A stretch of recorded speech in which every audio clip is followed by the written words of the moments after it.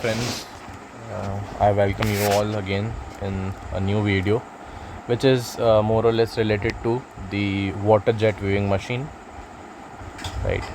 So water jet viewing machine कैसे काम करती है उसके बारे में समझेंगे। तो सबसे पहले देखिए, वाटर जेट से जैसे आपको नाम ये बेसिकली एक फ्लूइड जो हमारा वेफ्ट इंसर्शन मैकेनिज्म है उसके अंडर आता है। एक तो एयर जेट आता है, राइट, और एक आता है हमारा water jet. So basically water jet के अंदर हमारा क्या होता है, जैसे नाम से पता चल रहा है कि वेफ्ट इंसर्शन जो होता है आपका वो वाटर की जेट से होता है, प्रेशराइज्ड वाटर से होता है, ठीक है।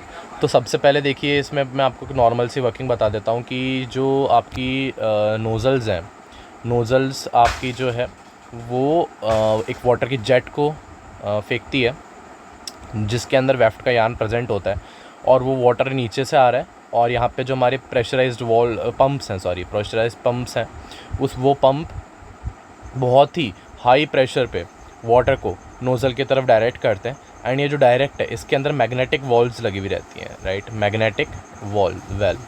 सो बेसिकली मैग्नेटिक वेल्व का काम ये है कि ये उस हाई प्रेशर को कंटेन करता है, और जैसे ही आपके पिकिंग की बारी आती है वैसे उसको रिलीज़ करके बहुत ही तेज़ स्पीड से आपके वाटर को एज अ जेट की फॉर्मेट में भेजता है। इसका डायमीटर बहुत छोटा होता है, जैसे हम जानते हैं नोज़ल्स का डायमीटर जितना छोटा होगा उतनी ही पावरफुल, उतनी ही प्रिसाइज आपकी वाटर की जेट फॉर्म होगी।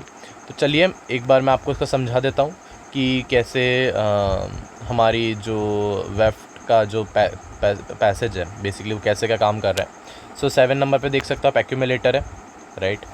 एक्यूमुलेटर का काम 7 नंबर पे, I am really sorry, 7 number पे आपका पैकेज है। सो बेसिकली पैकेज का काम क्या है, अपने जो आपका वेफ्ट पैकेज है जो वेफ्ट यान को डिलीवर करता है आगे की तरफ, और इसके ऊपर ही हमारा जो कह सकते हैं वेफ्ट यान जो है वो वाउंड रहता है इनिशियल कंडीशन में। फिर आपके जो आगे आप देख पा रहे होंगे ये बेसिकली बलून ब्रेकर होता है, ठीक है। ये बलून ब्रेकर का काम क्या है कि आपके बलून फॉर्मेशन को ये नहीं होने देता, ठीक है, वाइल आपकी जो अनवाइंडिंग हो रही है उस वक्त। अगला है एक्यूमुलेटर। एक्यूमुलेटर के ही आगे यहाँ पे हमारा प्री मेजरिंग डिवाइस लगा रहता है। सो बेसिकली इसका काम ये है एक्यूमुलेटर का कि आपकी according to the reed width या फिर according to cloth width and आपको कितनी अमाउंट ऑफ पिकिंग करनी है उसके हिसाब से ये ऑलरेडी ही अपने ऊपर कुछ अमाउंट ऑफ यान को पहले से ही लिपटाए रखता है या फिर वाइंड करके रखता है, ताकि कोई टेंशन वेरिएशन ना आ जाए, ठीक है, वाइल अनवाइंडिंग या फिर पिकिंग के दौरान।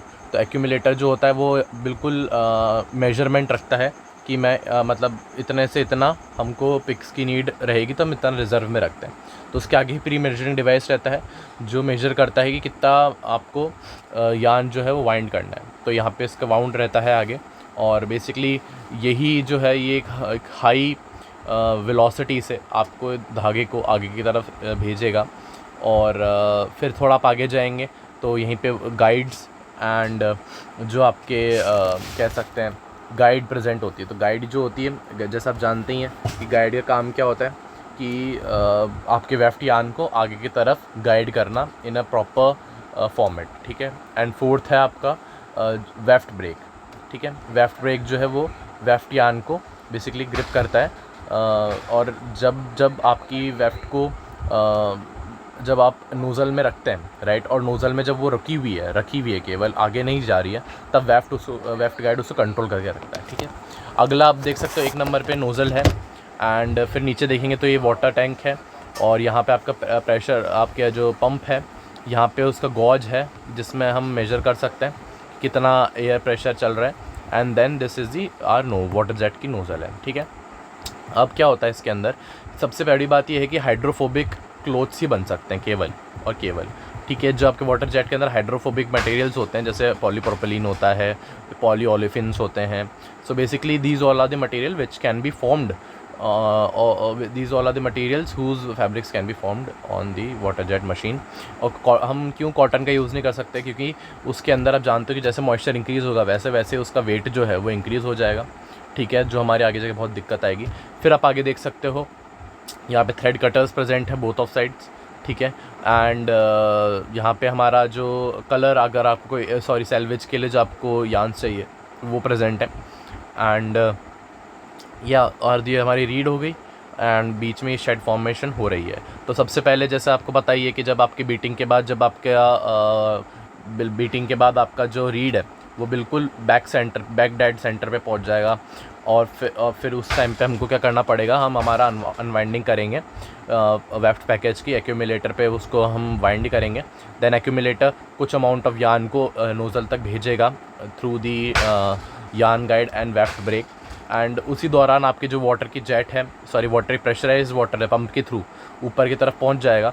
एंड फिर यहाँ से आप फिर जब आपका पिकिंग होगी तो पिकिंग के दौरान बिल्कुल एक जेट ऑफ वाटर यहाँ पे जाएगी जिसके अंदर वेफ्ट हमारा यान प्रेजेंट रहेगा।